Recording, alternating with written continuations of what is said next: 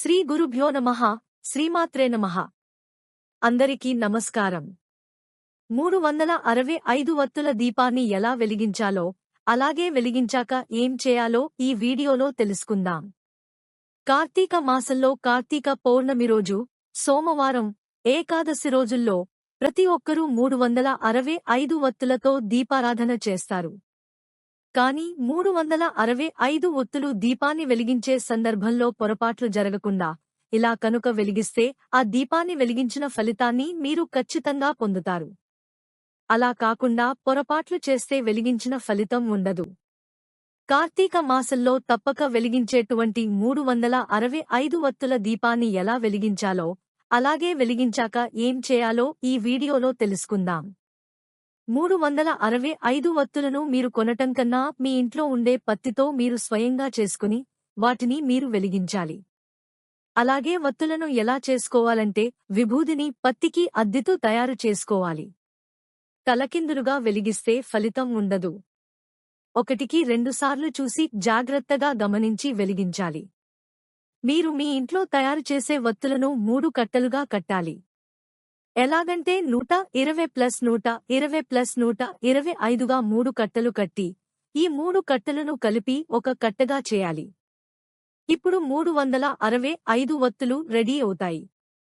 ఇక ఈ 365 వత్తులను ఆవు నెయ్యిలో ముంచాలి. వెలిగించే 1 గంట ముందు ఇలా నానబెట్టుకుని తీసే ముందు లైట్గా వత్తి తీయాలి. ఇక ఈ 365 వత్తుల దీపాన్ని వెలిగించడం కోసం పూజ చేసే సమయంలో, అంటే మీ ఇంట్లో అయినా లేదా దేవాలయంలో అయినా అక్కడ అష్టదళ పద్మం ముగ్గు వేసుకోవాలి. ఈ పద్మం ముగ్గుపై పసుపు కుంకుమ అక్షతలతో అలంకరించుకొని దానిపై పసుపు వినాయకుని తమలపాకుపై పెట్టాలి. ముందుగా కుంకుమ బొట్టు పెట్టుకుని పసుపు గణపతి ముందు దీపాన్ని అగరబత్తితో వెలిగించాలి. దీపానికి కుంకుమ బొట్లు పెట్టి పువ్వులు కూడా పెట్టాలి. ముందుగా పసుపు వినాయకుడిని ఆవాహన చేసి వస్త్రం యజ్ఞోపవీతం గంధం పసుపు కుంకుమ అక్షంతలతో చక్కగా పూజించాలి. ధూపం చూపించిన తర్వాత దీపాన్ని కూడా చూపించి బెల్లాన్ని నైవేద్యంగా సమర్పించి తాంబూలం కూడా సమర్పించాలి. తరువాత కర్పూర హారతి ఇచ్చి మంత్రపుష్పం చెప్పుకుని అక్షంతలు పూలు వినాయకుడిపై వేసి ఆత్మ ప్రదక్షిణ చేసి అక్షతలను స్వామివారిపై వేసి వినాయకుడి దగ్గర ఉన్న అక్షంతలను మన తలపై వేసుకోవాలి.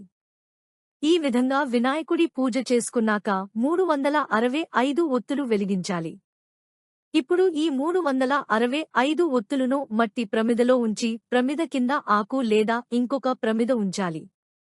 ప్రమిదకి అన్ని వైపులా కుంకుమ బొట్టు పెట్టాలి. కర్పూరం బిళ్లను 365 ఒత్తుల మీద పెట్టి అగరవత్తుతో 365 ఒత్తుల దీపాన్ని వెలిగించాలి. ఇలా దీపాన్ని వెలిగించే సందర్భంలో హరహర మహాదేవ శంభోశంకర అని లేదా ఓం నమఃశివాయని స్వామి నామాన్ని జపించాలి. ఇలా వెలుగుతూ ఉన్న 365 వత్తుల దీపాన్ని పసుపు కుంకుమ అక్షంతలతో అలానే పువ్వులతో చక్కగా పూజించాలి. ధూపం చూపించాలి. ఈ వెలుగుతున్న 365 వత్తుల దీపానికి నైవేద్యంగా బెల్లం ముక్క పెట్టి కొబ్బరికాయను కొట్టి నైవేద్యంగా సమర్పించాలి. నైవేద్యం సమర్పించిన తర్వాత చివరిగా కర్పూర హారతి వెలిగించి వత్తులకు చూపించాలి. ఈ వత్తులు వెలుగుతున్నంతసేపు కార్తీక పురాణం చదువుకుంటే చాలా మంచిది. లేదా ఓం నమఃశివాయ అంటూ ఆ పరమేశ్వరుడిని ధ్యానం చేయాలి. ఈ 365 వత్తులు ఆహుతి అయ్యేవరకు ఉండాలి. అంతేకాని మధ్యలో వెళ్ళిపోకూడదు. అలా మధ్యలో వెళ్ళిపోతే వెలిగించిన ఫలితం ఉండదు. అందుకే గుడిలో అయితే పూర్తిగా వెలిగిన దాకా ఉండరని చాలామంది ఇంట్లో తులసి కోట ముందు వెలిగిస్తారు. 365 వత్తులు దీపాన్ని మీ ఇంట్లో కూడా వెలిగించవచ్చు. ఇలా 365 వత్తులు ఆహుతి అయ్యాక ఈ భస్మం పైన కొద్దిగా నీళ్లు చల్లి లేదా నీటిలో కలిపి ఆ నీటిని చెట్టు మొదట్లో పోయాలి. ఆ తర్వాత దీపం వెలిగించిన దగ్గర నీటితో శుభ్రం చేయాలి. ఈ విధంగా 365 వత్తులను కార్తీక మాసంలో సోమవారాలు, ఏకాదశి రోజు, పౌర్ణమి రోజును కూడా వెలిగించవచ్చు. ఈ విధంగా 365 వత్తులను పొరపాట్లు చేయకుండా వెలిగించుకుంటే మీరు 365 రోజులు దీపాన్ని వెలిగించిన ఫలితాన్ని పొందుతారు. కార్తీక దీపం ఎలా వెలిగించాలో తెలుసుకుందాం. కార్తీక మాసంలో సూర్యోదయం సూర్యాస్తమయం సమయంలో తప్పక దీపాలు వెలిగించాలి. ఈ దీపాల్ని ఎలా పడితే అలా వెలిగించకూడదు. అందుకు కొన్ని నియమాలు పాటించాలి. కార్తీక మాసంలో దీపారాధన చేయాలనుకునేవారు తెల్లవారుజామున 4:30కే నిద్రలేవాలి. ఆరోగ్యం సహకరిస్తే తలారా స్నానం చేస్తే మంచిది. స్నానం చేసిన తర్వాత ముందుగా పూజగదిలో దీపం వెలిగించాకే తులసికోట దగ్గర దీపం వెలిగించాలి. తులసికోట ముందు నీటితో శుభ్రం చేసి శంఖం, చక్రం, పద్మంతో కూడిన ముగ్గు వేయాలి. ఇలా వేసిన ముగ్గు మీద పసుపు, కుంకుమలు చల్లాలి. ఆ ముగ్గు మీద మన స్తోమతకు తగ్గట్లు బంగారం, వెండి వంటి లోహాలతో చేసిన కుందుని కాని లేదా మట్టి ప్రమిదని కాని ఉంచాలి. ఎట్టి పరిస్థితులలో స్టీల్ కుందులలో దీపారాధన చేయకూడదు. ప్రమిదని కాని కుందుని కాని నేరుగా ముగ్గుమీద ఉంచరాదు. రావి ఆకు లేదా తమలపాకు మీద కాని లేదా మరో ప్రమిదపైన దీపాన్ని ఉంచాలి. దీపాన్ని వెలిగించేందుకు ఆవు నెయ్యి ఉత్తమం. కుదరని పక్షములో నువ్వుల నూనెతో వెలిగించాలి. దీపాన్ని నేరుగా అగ్గిపుల్లతో వెలిగించకూడదు. ఏక హారతితో కాని లేదా మండుతున్న అగరవత్తితో వెలిగించాలి. దక్షిణ దిక్కు యమస్థానం కాబట్టి దక్షిణవైపు చూపించే విధంగా కార్తీక దీపాలు వెలిగించకూడదు. దీపం వెలిగించాక దీపాన్ని లక్ష్మీదేవిగా భావించి దీపలక్ష్మి నమోస్తుతే అంటూ నమస్కరించాలి. ఆపై దీపంపై పసుపు, కుంకుమను, గంధాన్ని, అక్షతలను చల్లాలి. ఉదయం పూట దీపారాధనను నక్షత్రాలు కనిపిస్తుండగానే ముగించాలి. ఈ దీపారాధన ముగించాక కృత్తిక నక్షత్రాలకు నమస్కరించుకోవాలి. తెల్లవారుతుండగా చంద్రునితో పాటుగా తూర్పు దిక్కున కనిపించే 6 నక్షత్రాలే కృత్తికా నక్షత్రాలు.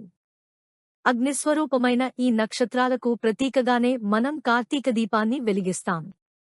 కార్తీక మాసంలో సాయంత్రం వేళ చేసే దీపారాధన కూడా ముఖ్యమైంది. సూర్యాస్తమయం గంట ముందు నుండి గంట తరువాత ఎప్పుడైనా కార్తీక దీపారాధన చేయవచ్చు. ఇక సాయంత్రం వేళ కూడా ముందు పూజగదిలో దీపారాధన చేసిన తర్వాతే తులసికోట ముందు దీపాన్ని వెలిగించాలి. గుమ్మానికి ఇరువైపులా దీపాల్ని ఉంచాలి. కార్తీక మాసంలో ఇలా దీపారాధన చేయటం వల్ల శివకేశవులతో పాటు సుబ్రహ్మణ్యేశ్వర స్వామి ఆశీస్సులు తప్పక కలుగుతాయి. ఇలా చేయటం వల్ల అప్పటివరకు చేసిన పాపాలన్నీ నశించి జీవితంలో కోరుకున్నవన్నీ దక్కుతాయి. అంతటి పవిత్రమైనది కార్తీక దీపం. అందరూ గుర్తు ఉంచుకోవలసిన విషయం, మీరు ఆలయంలో దీపం వెలిగించేటప్పుడు వేరేవారు వెలిగించి వెలుగుతూ ఉన్న దీపాన్ని పక్కకు నెట్టేసి మీ దీపాన్ని వెలిగించకూడదు. ఇలా చేస్తే మహాపాపం. వెలుగుతూ ఉన్న దీపాన్ని పక్కకు తోసివేయరాదు. మీరు కాస్త ప్రక్కన ఖాళీ స్థలంలో వెలిగించుకోండి. ఈ వీడియో నచ్చితే వీడియోకి ఒక లైక్ వేసి మీ ఫ్రెండ్స్కి షేర్ చేయండి. అలాగే ఓం నమః శివాయ అని ఒక చిన్న కామెంట్ చేయండి. మా వీడియోస్ చూసినందుకు ధన్యవాదములు. దయచేసి మా ఛానల్ని లైక్ చేసి సబ్స్క్రైబ్ చేసుకుని మమ్మల్ని సపోర్ట్ చేయండి.